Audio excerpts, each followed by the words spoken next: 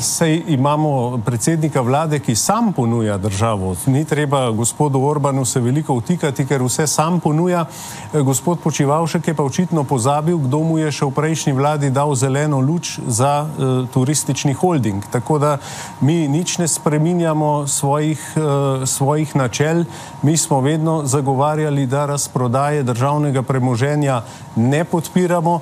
Tudi Terme Lendava, če bi imeli takrat možnost uveljavitve predkupne pravice, leta 2019 bi jo zagotovo tudi uveljavili, vendar takrat te možnosti ni bilo. Terme Lendava so bile prodane madžarskemu lastniku in vemo, da situacija ni rožnata. Tudi vse druge naložbe oziroma vse druge turistične kapacitete, ki so bile v preteklosti prodane, so se izkazale za zelo slabe kupčije.